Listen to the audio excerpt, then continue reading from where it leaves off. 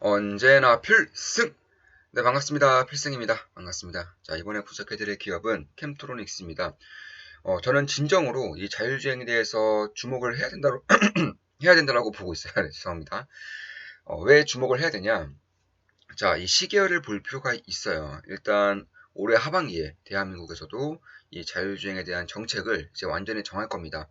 디지털 유질에 앞서서 이제 가장 빠르게 그리고 가장 강력하게 키워야 되는 산업이 바로 자율주행 산업이기 때문에 이제는 이 표준을 웨이브로 할지 아니면 CV2X로 할지를 이제 정해야 되는 거예요. 그런데 이제 일단은 미국과 중국이 CV2X로 정했고요. 뭐 일본이라던가 대한민국이라던가 유럽은 아직 미정인데 일단 한국은 좀 왔다 갔다 하는 것 같아요. 지금 얘기를 좀 들어보니까 일단 교통부, 그러니까 국토교통부 같은 경우에는 웨이브를 현재 추진 중에 있다고 하고 산업 쪽에서는 이 CV2X로 가야 된다 이렇게 좀 의견을 내고 있다고 합니다. 사실 웨이브라든지 CV2X라든지 둘 다 할 수 있는 기업에 그래서 조금 더 이제 관심을 가져야지만 리스크를 줄일 수가 있다. 왜냐하면 어느 쪽으로 어, 선정이 될지를 그 누구도 모르기 때문이에요. 국토교통부 임원도 모를 거고요. 산업계에 있는 핵심 인사도 모를 것입니다. 왜냐하면 아직은 정해지지 않았고요. 웨이브도 마찬가지고 CFVTX도 마찬가지고 둘 중에 뭐 안 좋다거나 이런 게 별로 없어요. 물론 장단점은 명확합니다. 뭐 안정성이 더 좋은 쪽은 웨이브고 조금 더 효율성 그리고 비가시성에서의 그런 강점을 보이는 것이 CVTX이기 때문에 CVTX가 그리고 조금 더 최신 기술이기 때문에 당연히 안정성도 떨어질 것이고요. 시간도 조금 더 걸릴 수 있는 점은 분명하다는 하지만 그럼에도 불구하고 먼 미래를 봤을 때 그리고 자율주행 4단계를 넘어서 5단계까지 갔을 때에는 그 속도가 굉장히 중요하기 때문에 5G를 이용할 수 있는 CVTX로 가야 된다는 그런 의견이 점차 강해지고 있는 것은 맞습니다. 자, 일단 8월 17일에 우리 좋은마 기분나게 멤버분이 이런 식으로 네, 좀 말씀을 주셨어요. 우리 멤버분들은 제 건강 걱정을 좀 많이 해주시는 것 같아요. 네, 아무래도 제가 좀 하루에 좀 4시간 정도밖에 안 자다 보니까 더 그런 것 같은데, 음, 저는 지금 이 생활을 뭐 평생 동안 하려고 하지 않기 때문에 결국에는 좀 괜찮아지지 않을까 개인적으로는 그렇게 보고 있고, 벌 수 있을 때, 많이 벌 수 있을 때 최대한 땡기자가 제 목표이고, 이번 사이클 끝날 때까지 완전한 경제 자유와 그리고 이번 사이클이 끝나면서 모든 것이 이제 리셋될 때에 그때는 이제 넘보지 못할 그런 경제권을 이제 지기 위해서 노력을 하는 것이고 길어봤자 한 10년 내에 10년 내에 이러한 생활이 저는 끝날 수 있을 것이라고 확신하고 있습니다. 네, 그때까지만 좀 버텨주면 되겠죠. 네. 자, 이렇게 선물도 좀 보내주셨습니다. 네, 복숭아 보내주셨고 3kg 정말 감사히 잘 먹겠습니다. 네, 진짜로 너무 감사드린다는 말씀 한 번 더 드리고 싶습니다. 자, 8월 17일에 이제 다른 분께 이제 온 글이고 안녕하세요 사구님 이번 하락도 정말 놀랍네요. 최근에 좀 증시가 안 좋은 모습을 보이고 있죠. 사부님이 9월 전후로 변곡점이 있을 것이며 시장을 보수적으로 보고 있다고 수십 번 말씀해 주셨는데 기가 막힙니다. 참고로 올해 한 상반기, 올해 한 4월, 5월쯤에 이제 필승 라이브 때 이제 공개적으로 우리 멤버분들께 말씀을 드렸었고 9월 전후에 이제 변곡점이 있을 것이고 이때를 필두로 해서 보수적인 대응이 필요하다라고도 최소한 20번 이상 말씀을 드린 것 같아요. 네, 기가 막힙니다. 정말 9월이 다가오니 하락하네요. 덕분에 현금 비중이 주식보다 많은데 사고 싶은 기업이 안 보여요. 그냥 사부님 따라하면 되겠죠? 너무너무 감사드립니다. 혹시 실례가 아니라면 다음 필승 강의는 하락장 예측법에 대한 강의 부탁드립니다. 너무너무 감사드려요. 네, 제가 필승 이제 라이브 때 한 달에 한 번 정도를 이제 강의를 드리고 있는데 뭐 기술적 분석, 기본적 분석 위주로 드렸었고 그에 이제 더 붙여서 이제 플러스 알파적으로 시장을 이제 파악하는 그런 예측하는 그런 지표라던가 기법에 대해서 좀 말씀을 드린 적이 있습니다. 그런 것들을 좀 참고하시면 충분한 도움이 될 것이라고 보고 있어요.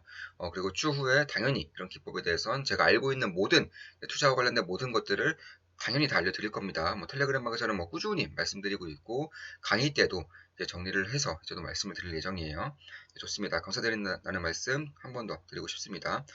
자, 일단 킨토리스 같은 경우에는 화학사업부 그리고 전자사업부가 거의 메인이죠.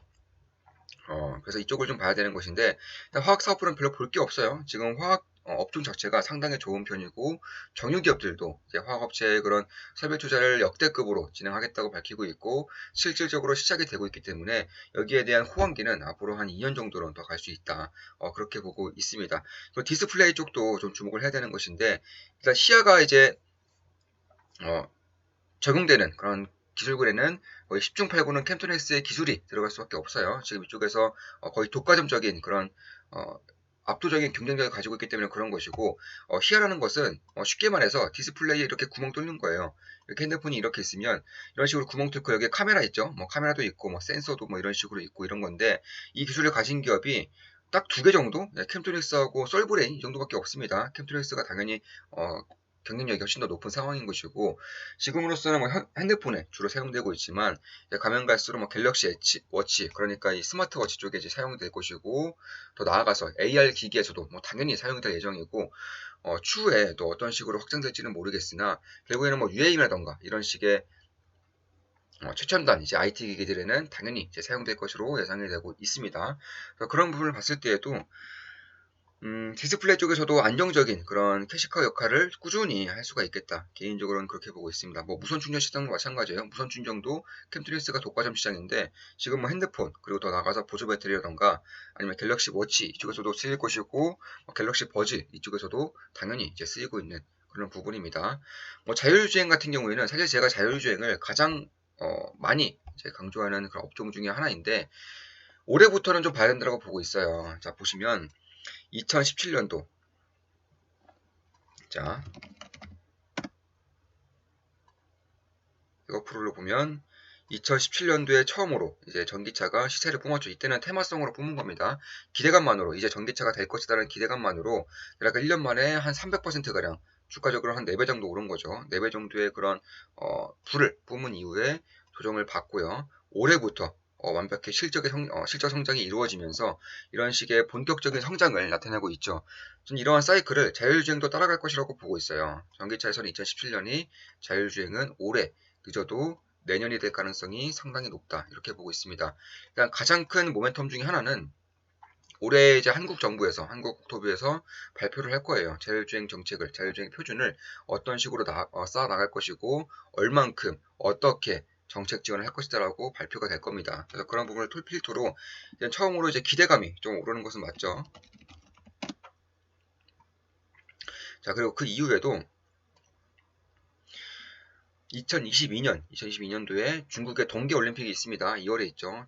베이징 올림픽이 있고, 이때 이제 중국에서 가장 강조하는 것 중에 하나가 자율주행이에요, 자율주행. 일단 친환경차를 제일 강조했어요. 친환경차를 선보일 것이다, 이렇게 밝혔고, 당연히 뭐 전기차, 그리고 수소차, 그리고 자율주행에 대해서 좀 홍보를 할 것이다라고 직접적으로 이제 공개적으로 밝힌 만큼, 저는 올해부터, 늦어도 내년부터는 여기에 대한 실질적인 그런 투자와 기대감이 서릴 수 있다라고 보고 있습니다. 특히 미국도 마찬가지고 중국도 마찬가지고 2025년까지 RSU 그리고 OBU에 대한 그런 인프라 투자를 완벽하게 끝내겠다고 밝혔어요. 그때부터 시작하는 것이 아니라 끝내겠다고 밝혔습니다. 그래서 미국과 중국에 봤을 때에는 자율주행 4단계가 보통 2024년에서 2025년 정도에 이제 상용화가 될 수 있다라고 좀 보고 있는 것 같아요. 그렇기 때문에 이때까지 자율주행 인프라를 끝내겠다고 밝힌 것이고, 현재 뭐 자율주행 3까지는 뭐 테슬라도 마찬가지고 2.5단계다, 3단계다 이렇게 말이 많지만 결국 3까지는 자동차의 개인적인 그런 소프트웨어와 하드웨어 기술력만으로 갈 수는 있어요. 그런데 4단계부터는 인간의 그런 도움이 거의 필요가 없게 되는 단계에서는 본격적인 통신 기반 이제 시스템이 굉장히 중요해집니다. 아주 빠른 속도로 통신을 주고받고 데이터를 주고받고 네트워크를 형성해야 되기 때문에 그런 부분을 봤을 때에도 제가 봤을 때에는 2025년부터는 본격적인 실적 성장이 당연히 나올 수밖에 없을 것이라고 보고 있고요. 그 기대감이 서릴 수 있는 원년을 저는 올해 혹은 내년으로 보고 있기 때문에 당연히 좀 주목을 해야 된다, 이렇게 보고 있습니다.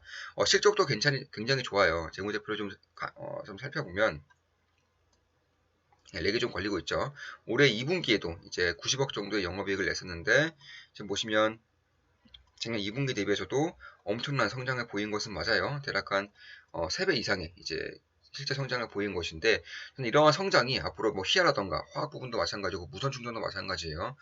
특히 가면 갈수록 폴더블에 대한 중요성이, 그리고 폴더블에 대한 시장 개화가 이루어지고 있는데, 여기에 들어가는 얇은 이제 유리막이죠. UTG 같은 경우를 이제 도우인시스와 그리고 캠트로닉스가 할 수 있을 것이라는 그런 기대감이 또한 서릴 수 있기 때문에, 물론 어떻게 될지는 아직은 잘 모르겠습니다. 그런 부분을 이제 기대감만 이제 서릴 수 있다는 것도 주가의 긍정적인 여파로 볼 수 있는 것이고, 추후에 기술력이 진짜로 나오는지, 어디가 벤더로 선정이 되는지, 실적이 정말로 찍히는지, 찍히면 성장성이 얼마나 되는지까지 꾸준히 투자자라면 혹은 관심이 있는 분들이라면 꾸준히 좀 따라가야 되고 이제 체크를 해야 되는 그런 부분인 것은 맞습니다. 결국에는 한국전자기술연구원에서 이제 캠토닉스와 거의 독점적으로 자율주행 이제 기술과 그리고 무선 충전 분야에서 뭐 기술 이전이라던가 기술 협력을 이루고 있기 때문에 그런 부분을 반드시 좀 봐야 된다. 개인적으로는 그렇게 보고 있습니다.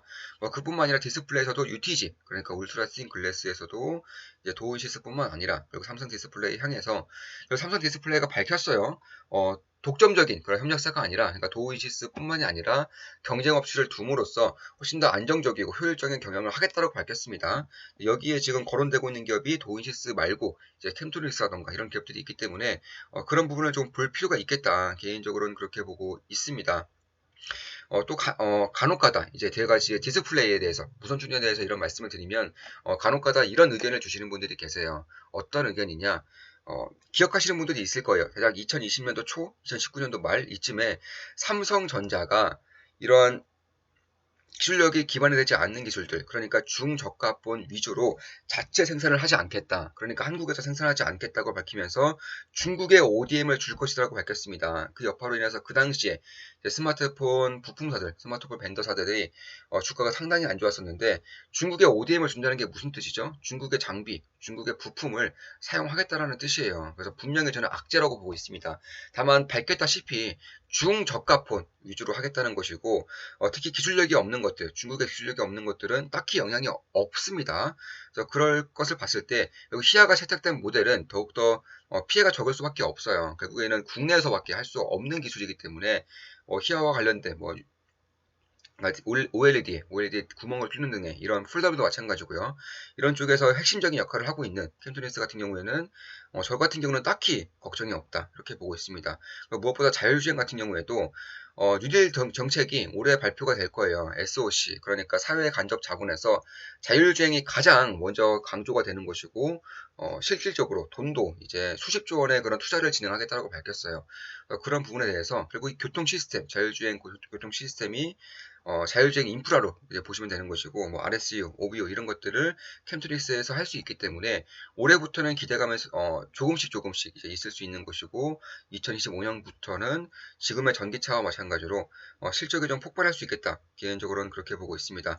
결국에는 2024년까지 이제 전 세계적으로 한 12% 정도가 이런 자율주행 통신 모듈을 이제 갖고 제작이 되는 그런 상태가 이제 될 것이라고 예상이 되고 있기 때문에 이쪽에 대한 성장세가 아예 없다가 생기는 거예요. 아예 없다가 생기는 것은 그만큼 변동성이 크지만 파급도 또 어마어마합니다. 그래서 그런 부분을 봤을 때에도, 그래서 무에서 유가 되는 것이기 때문에 그런 거예요. 그런 것을 봤을 때에도 결국에 지금의 이제 ADS의 시스템에서는 자율주행 4단계로 가는 것은 결국 불가능에 가깝다는 점, 그런 것을 봤을 때에도 자율주행 통신 시스템이 이제 마련이 돼야 되고, 여기에 대한 특장점을 가지고 있는 기업이 바로 이 캠트로닉스입니다. 일단 뭐 서울시도 마찬가지고 대구, 세종, 판교, 제주와도 이제 본격적인 이제 그런 시범 사업을 보이고 있는 것이고, 그리고 그런 것을 봤을 때 결국 이제 국내 상장 기업 중에서는 유일하게 VTX 설계라던가 개발, 그 생산, 그리고 이제 그 제품 공급까지 여기에 대한 수직 계열을 유일하게 마친 기업이에요. 그래서 그런 것을 봤을 때 결국 올 1원까지 할 수 있는 그런 제품 개발력을 가지고 있는 것이 캠트로닉스이고, 2022년까지는 이제 본격적인 상용화가, 그러니까 양산이 될 수 있도록 하겠다라고 밝혔습니다. 그래서 내년, 늦어도 내년 혹은 올해 하반기부터, 올해 연말 정도부터는 그리고 SOC 투자에서, 그리고 이제 그런 자율주행 산업에서 2024년까지 수십조 원을 지원하겠다라고 밝힌 만큼 여기에 대한 산업이, 저는 산업성이 굉장히 좋다. 개인적으로는 그렇게 보고 있습니다. 그리고 자율주행은 친환경차와 마찬가지로 결국에는 이루어질 수밖에 없는 그런 미래라는 점에서, 특히 뭐 OBU, RSU 이쪽에 대한 것들을 이제 캠트닉스에서 전부 다 관장을 하고 있기 때문에, 뭐 OBU 같은 경우는 결국 뭐 신호등이라던가 가로등에 이제 쓰일 수 있는 그런 RSU 같은 경우는 신호등이라던가 가로등 등 혹은 도로에 설치가 되는 그런 인프라 시스템, 통신 모듈이고요.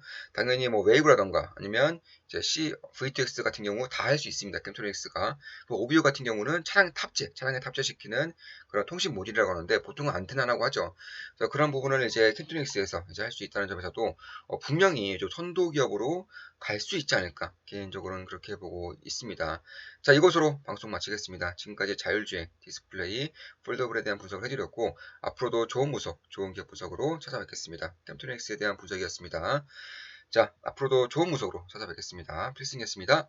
필승!